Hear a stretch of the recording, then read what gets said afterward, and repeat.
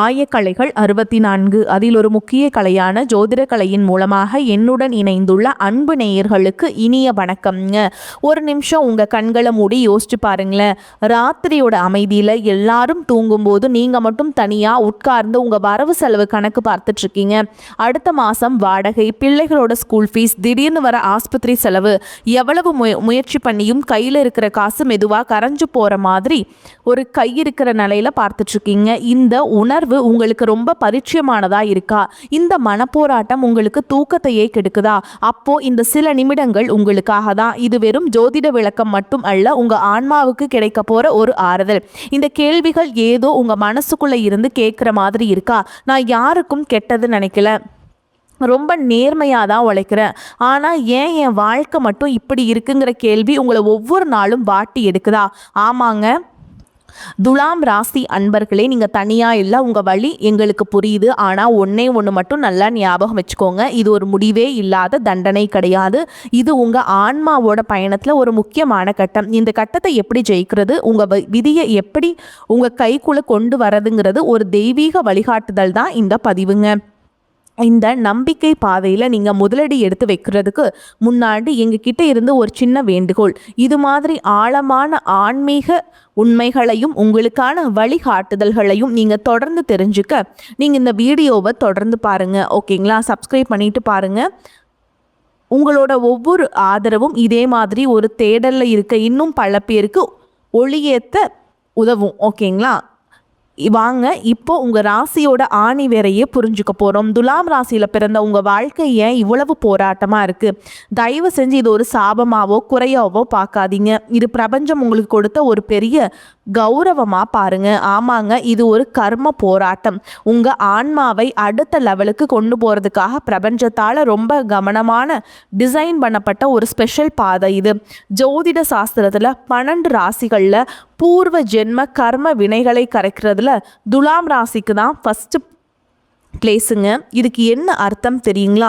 உங்கள் ஆன்மா ரொம்ப மெச்சூர்டான ஒரு ஆன்மா. கஷ்டமான பாடங்களை கூட கற்றுக்கிற பக்குவம் உங்ககிட்ட இருக்குன்னு பிரபஞ்சம் நம்புது. ஸ்கூலில் நல்லா படிக்கிற ஸ்டூடெண்ட்ஸ் கிட்ட தானே டீச்சர்ஸ் கஷ்டமான கணக்கு கொடுப்பாங்க. அதே மாதிரி தான் இந்த வாழ்க்கை பள்ளியில் பிரபஞ்சம் உங்களை தேர்ந்தெடுத்திருக்கு. நீங்கள் சந்திக்கிற ஒவ்வொரு பண கஷ்டமும் உங்கள் கர்மாவோட ஒரு பகுதியை எரித்து உங்களை ஒரு வைரம் மாதிரி ஜொலிக்க வைக்க போகுதுங்க. அதனால் துவண்டு போயிடாதீங்க. நீங்கள் ஒரு பெரிய ஆன்மீக போர்க்களத்தோட மாவீரன். சரி, இந்த கர்ம போராட்டத்துக்கு ஜோதிட ரீதியா என்ன காரணம்? இதோ பாருங்க, இதுதான் உங்க பண பிரச்சனைக்கான ப்ளூ பிரிண்ட்டுங்க. வாங்க ரொம்ப நிதானமாக இதை புரிஞ்சுக்கலாம். துலாம் ராசிக்கு இந்த 10ஆம் அதிபதி, அதாவது உங்கள் தொழில் வேலையை குறிக்கிற சந்திரன், அவர் உங்கள் ஜாதகத்தில் 2ஆம் வீடான தனஸ்தானத்தில், அதாவது பண வரவுக்கான இடத்துல நீச்சம் அடைகிறாருங்க. இதனால் என்ன ஆகும்னா, நீங்கள் எவ்வளவு சம்பாதிச்சாலும் அந்த பணத்தை சேமிக்கிறதுங்கிறது ஓட்டையுள்ள பானையில் தண்ணி ஊற்றுற மாதிரி ரொம்ப ரொம்ப கஷ்டமாக இருக்கும். அடுத்தது உங்கள் லக்னாதிபதி, அதாவது உங்களையே குறிக்கிற சுக்கிரன், அவர் 12ஆம் வீடான விரயஸ்தானத்தில் நீச்சம் அடைகிறாருங்க. இதோட விளைவு தேவையில்லாத செலவு, திடீர் நஷ்டம், ஹாஸ்பிட்டல் செலவுன்னு ஏதோ ஒரு ரூபத்தில் பணம் உங்களை விட்டு போயிட்டே இருக்கும். இதுதான் உங்கள் ஜாதக அமைப்பு. ஆனால் ஒரு பூட்டு இருந்தால் அதுக்கு ஒரு சாவி கண்டிப்பாக இருந்தே ஆகணும். அந்த சாவியை தான் நம்ம இப்போ தேட போகிறோங்க. உங்கள் பண போராட்டம் அந்த திறக்கிறதுக்கான பெரிய பூட்டு முதல் மற்றும் உங்கள் ரொம்ப சக்தி வாய்ந்த தெய்வீக திறவுகோள் வேற யாரும் இல்லை, வேலூரில் இருக்க பொற்கோயிலில் ஸ்ரீ நாராயணி அம்மன் தான். அந்த தாய் உங்கள் கஷ்டத்தை எல்லாம் தீர்த்து வளமான வாழ்க்கைக்கு வழிகாட்ட போகிற கருணை கடல். இது எப்படி ஒரு மேஜிக் மாதிரி வேலை செய்யுதுன்னு பார்க்குறீங்களா? இதுக்கு பின்னாடி இருக்கிற ஆஸ்ட்ராலஜி அறிவியலை பாருங்க. துலாம் ராசிக்கு 10ஆவது வீடு, அதாவது கர்மஸ்தானம் கடகராசி. இந்த கடகத்தில் தான் தேவ குருவான பிரகஸ்பதி, அதாவது நம்ம குரு பகவான் உச்சம்ங்கிற ரொம்ப பவர்ஃபுல்லான அவர் அங்கே இருக்காருங்க. அப்படி உச்சம் பெற்ற குரு அங்கிருந்து தன்னோட 5ஆம் பார்வையால் உங்கள் ராசிக்கு 2ஆம் இடமான தனஸ்தானத்தை, அதாவது உங்கள் பண வரவுக்கான வீட்டை நேராக பார்க்குறாருங்க. குரு பார்க்க கோடி நன்மைன்னு சும்மா சொல்லலை, அது ஒரு காஸ்மிக் விதிங்க. உங்கள் வருமானத்துக்கான வீட்டையே குரு பகவான் நேராக பார்க்கும்போது அந்த இடத்துல ஒரு டிவைன் எனர்ஜி உருவாகுது. நீங்கள் வேலூர் பொற்கோவிலுக்கு போய் அந்த நாராயணியை பார்க்கும்போது அந்த உச்சம் பெற்ற குருவோட முழு அருளும் உங்களுக்கு கிடைக்குது. அது உங்கள் செல்வத்துக்கான எல்லா தடைகளையும் உடைச்சு புதுசாக கதவுகளை திறந்து விடுது. இந்த மகா சக்தியோட அருளை முழுசாக வாங்கிக்க நீங்கள் என்ன செய்யணும்? முதல்ல உங்கள் குடும்பத்தோடு அந்த கோயிலுக்கு போங்க. தனியாக போகிறத விட குடும்பமாக போகும்போது அதோட பவர் பல மடங்கு அதிகமாகும். ரெண்டாவது, என்ன பாரமெல்லாம் உன்னோடது தாயேன்னு ஒரு முழுமையான சரணாகதி உணர்வோடு போங்க. உங்கள் கவலை, உங்கள் கோரிக்கை எல்லாத்தையும் அவள் காலில் வச்சுட்டு மனசை காலியாக்கிட்டு அவளை பாருங்கள். நம்ம பாரத்தை இறைவன் மேலே போட்டால் அவள் அதை ஏற்றுப்பான். குறிப்பாக அமாவாசை இல்லை பௌர்ணமி மாதிரி நாட்களில் போகிறது ரொம்ப விசேஷங்க.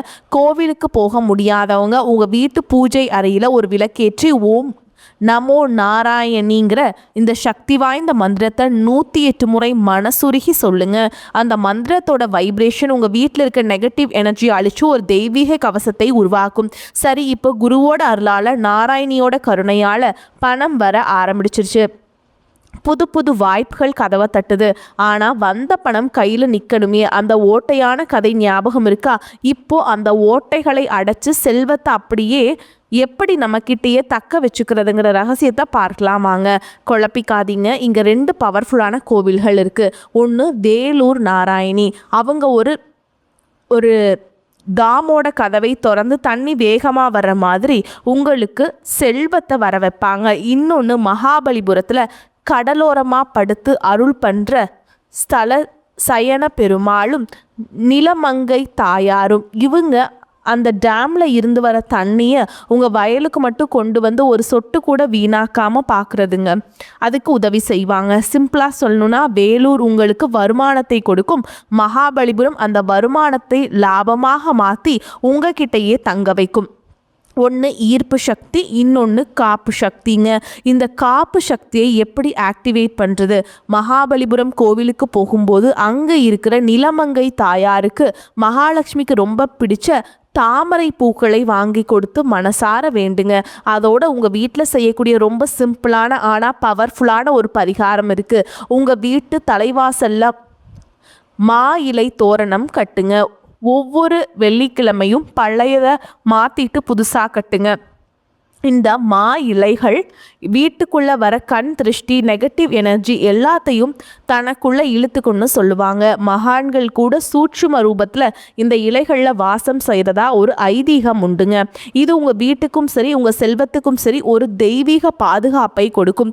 வெறும் பரிகாரங்களை மட்டும் சொல்லிட்டு போனால் போதுமா? இது நிஜ வாழ்க்கையில் எப்படிப்பட்ட அற்புதங்களை செஞ்சுருக்குன்னு ஒரு சக்தி வாய்ந்த உதாரணத்தை பார்க்கலாம் வாங்க. நம்பிக்கைங்கிறது கேட்குறதில்ல, உணர்றதில் இருக்குங்க. இந்த ஒரு சம்பவம் உங்கள் நம்பிக்கையை நிச்சயமாக பலப்படுத்தும். ஒரு காலத்தில் தென்னிந்திய சினிமாவில் ரொம்ப பிரபலமான ஒரு நடிகர் இருந்தாருங்க. அவரோட வெற்றிக்கு காரணம் வேலூர் நாராயணி அம்மன் தான். அவரை முழுசாக நம்பினார். அதனால் ரெகுலராக அந்த கோவிலுக்கு போயிட்டு வருவாருங்க. அவர் தொட்டதெல்லாம் ஹிட்டு தான். ஓகேங்களா? காலப்போக்கில் புகழ், பணம், பிஸியான ஷூட்டிங்னு கோவில் போகிறது கொஞ்சம் கொஞ்சமாக நின்று போச்சு. மெதுவாக கோவிலுடனான தொடர்பு அவர் விட்டுட்டார். என்ன ஆச்சரியம்னா, எப்போ அவர் கோவிலுக்கு போகிறத நிறுத்தினாரோ அப்போவே அவரோட சினிமா வாழ்க்கையும் சரி ஆரம்பிச்சு. படங்கள்லையும் ஃப்ளாப் அப்படிங்கிறது ஆயிடுச்சுங்க. வாய்ப்புகள் குறைஞ்சிது. என்ன நடக்குதுன்னே புரியாமல் பயங்கரமான அந்த ஜோதிடர் அந்த நடிகரோட ஜாதகத்தை வாங்கி பார்த்துட்டு சில நிமிஷத்தில் அவரை நேராக பார்த்து ஒரே ஒரு கேள்வி தான் கேட்டார். ஏன் வேலூர் நாராயணி கோவிலுக்கு போகிறத நிறுத்தினீங்க? அந்த நடிகர் அப்படியே ஷாக் ஆயிட்டார். தம் மனசுக்குள்ளே மட்டும் வச்சுருந்த யார்கிட்டையும் சொல்லாத ஒரு விஷயத்தை இவர் எப்படி இவ்வளோ கரெக்டாக சொன்னார்னு ரொம்ப ஆச்சரியப்பட்டு போனாருங்க. ஜோதிடரோட அட்வைஸை கேட்டுட்டு அந்த நடிகர் உடனே வேலூர் கோவிலுக்கு கிளம்பிட்டார். அங்கே அம்மனை தரிசனம் பண்ணிட்டு மனமுருக வேண்டிக்கிட்டு அந்த ஜோதிடருக்கு ஃபோன் பண்ணி சொன்ன வார்த்தைகள் இதுதான். சார், நான் இப்போ கோவிலில் இருக்கேன், நீங்கள் சொன்ன மாதிரியே வந்துட்டேன். இங்கே இருக்கிற எல்லாரும் என்ன சார் இவ்வளோ நாளாக ஆளையே காணோம், எங்கே போயிருந்தீங்கன்னு கேட்குறாங்க. எனக்கு என் பழைய நினைவுகள் எல்லாம் வருது. தொலைஞ்சு போன என் பழைய சக்தி, என் பழைய நான் திரும்பவும் எனக்கு கிடைச்ச மாதிரி ஃபீல் பண்ணுறேன் அப்படின்னு குரல் வருதுங்க. அந்த கோவிலோட தொடர்பு மறுபடியும் புதுப்பிச்சதுக்கு அப்புறம் அவர் இழந்த புகழையும் இடத்தையும் திரும்பவும் பிடிச்சாருங்கிறது தான் வரலாறு. அந்த கதையிலிருந்து நம்ம கற்றுக்க வேண்டிய பாடம் என்ன? கோவில்கள், பரிகாரங்கள் இதெல்லாமே ஒரு கருவி மாதிரி தான். ஆனால் அந்த கருவிகளை இயக்க போகிற உண்மையான பவர் உங்களுக்குள்ளே இருக்கிற நம்பிக்கை தான். இந்த அசைக்க முடியாத நம்பிக்கை தான் உங்கள் வாழ்க்கையோட மிகப்பெரிய மூலதனம். நான் இத்தனை பரிகாரம் செஞ்சும் கோயிலுக்கு போய் என் வாழ்க்கையே மாறலன்னு ஒரு வேளை நீங்கள் நினைக்கலாம். இப்போது அமைதியாக ஒரு இடத்துல உட்கார்ந்து உட்காந்து உங்கள் மனசாட்சிக்கிட்ட இந்த கேள்வியை கேளுங்க. நான் பிறந்து இத்தனை வருஷம் ஆகுது, இந்த சமூகத்துக்கு பசியில் வாழ்கிற ஒருத்தருக்கு, உதவி தேவைப்படுற ஒருத்தருக்கு நான் என்ன கொடுத்துருக்கேன் அப்படின்னு உங்களையே நீங்கள் கேட்டுக்கோங்க. வாங்குறதுக்கு முன்னாடி கொடுக்கணுங்கிறது தான் பிரபஞ்சத்தோட விதிங்க. நீங்கள் கொடுக்குற ஒரு கைப்பிடி அரிசி தான் நாளைக்கு உங்களுக்கு ஒரு மூட்டையாக திரும்ப வரும். நீங்கள் போடுற சின்ன விதை தான் நாளைக்கு உங்களுக்கு நிழல் தர பெரிய மரமாக வளரும். கொடுக்கறதுலேயே ரொம்ப சிறந்தது அன்னதானம்ங்க. வேலூர் பொற்கோவிலில் 3 வேளையும் ஆயிரக்கணக்கான மக்களுக்கு அன்னதானம் நடக்குது.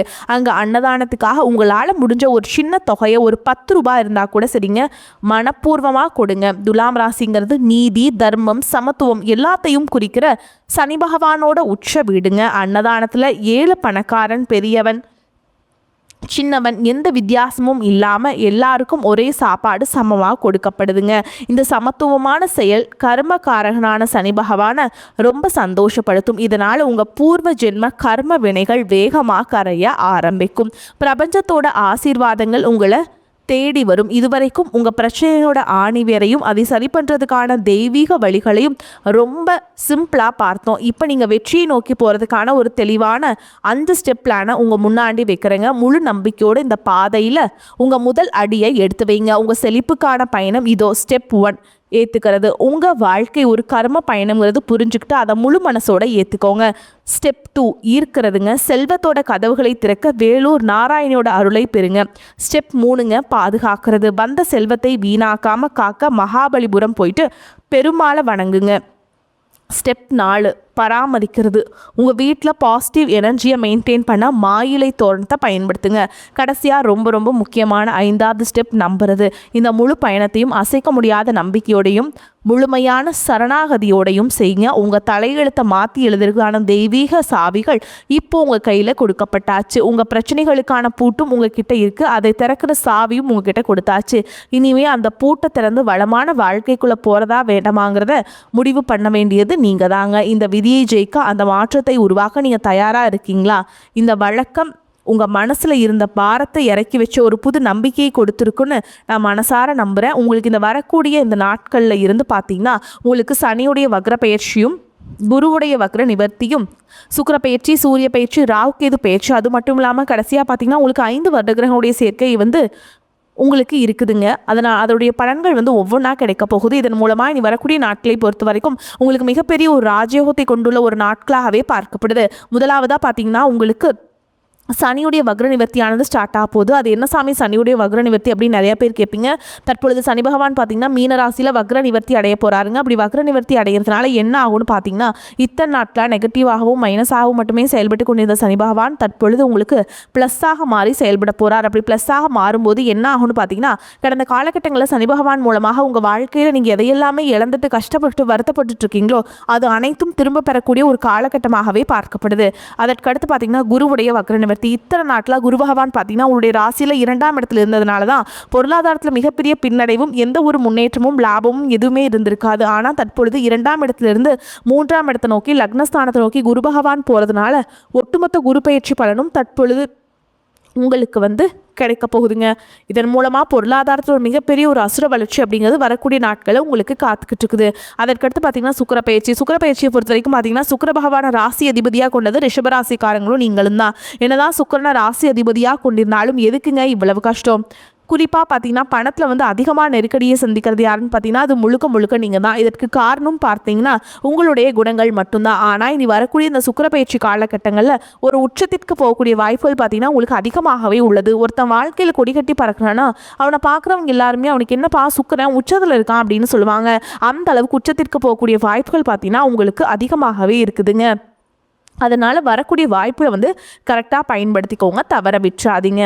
மேலும் உங்களை பொறுத்த வரைக்கும் நம்ம நட்சத்திர பலன்களை பார்க்கலாங்க. அந்த வகையில் சித்திரை நட்சத்திரம் 3ஆம் பாதம் 4ஆம் பாதம் உங்களை பொறுத்த வரைக்கும் மாணவர்கள் சக மாணவர்களுடன் பழகும் பொழுது கவனம் தேவை. கல்வியில் வெற்றி பெற கூடுதலாக உழைக்க வேண்டியிருக்கும். மனதில் கொண்ட குறிக்கோளை அடையும் வரை சுறுசுறுப்பாக செயல்பட்டு வெற்றி பெறுவீங்க. கெட்ட கனவுகள் உண்டாகலாம். எதிர்பாராத இடமாற்றம் ஏற்படும். உஷ்ணம் சம்பந்தமான நோய் ஏற்படலாம். அடுத்ததா சுவாதி நட்சத்திரம் உங்களை பொறுத்த வரைக்கும் எதிர்பார்த்த படம் கைக்கு வர தாமதமாகும். அதனால் திடீர் பண நெருக்கடி வரலாம். இடம் பொருள் அறியாமல் பேசுவதால் அடுத்தவரிடம் மனஸ்தாபம் உண்டாகலாம். தொழில் வியாபாரத்தில் திடீர் செலவுகள் உண்டாகும். பணம் வசூல் தாமதப்படலாம். வீண் கணவன் அலைச்சல் இருக்கும். உத்தியோகத்தில் இருப்பவர்களுக்கு தேவையற்ற பயணம் செல்ல நேரலாம். கூடுதல் பொறுப்புகள், அடுத்தவர் பணியை செய்வது போன்றவையும் வந்து சேரும். அடுத்ததா விசாக நட்சத்திரம் 1ஆம் பாதம், 2ஆம் பாதம், 3ஆம் பாதம். உங்களை பொறுத்த வரைக்கும் குடும்பத்தில் இருப்பவர்களுடன் அனுசரித்து செல்வது நன்மை தரும். கணவன் மனைவிக்கிடையே மனம் விட்டு பேசி எடுக்கும் முடிவுகள் உங்களுக்கு நன்மை தருவதாக இருக்கும். பிள்ளைகளின் எதிர்காலம் பற்றிய கவலை உண்டாகலாம். எதிர்பாராத செலவுகள் உண்டாகும். அடுத்தவர்களிடம் பழகுவதில் கவனம் தேவை. பண வரத்து தாமதப்படும். கலைத்துறையினர்களுக்கு சோதனைகள் மிகுந்த காலமாக இருக்கும். வாய்ப்புகள் இருந்தாலும் உடல்நலம் ஒத்துழைக்காமல் போகலாம். உங்களை பொறுத்த வரைக்கும் பரிகாரம் அப்படின்னு பார்த்தீங்கன்னா, விநாயகப் பெருமானை வணங்குவது உங்களுக்கு ஏற்றத்தை ஏற்படுத்தி கொடுக்கும். காரிய தடைகளை விலக்க வைக்கும். வரக்கூடிய வாய்ப்புகளை தவறவிட்டாதீங்க. வாழ்த்துக்கள். வாழ்க வளமோடு நலமோடு. நன்றி, வணக்கம்.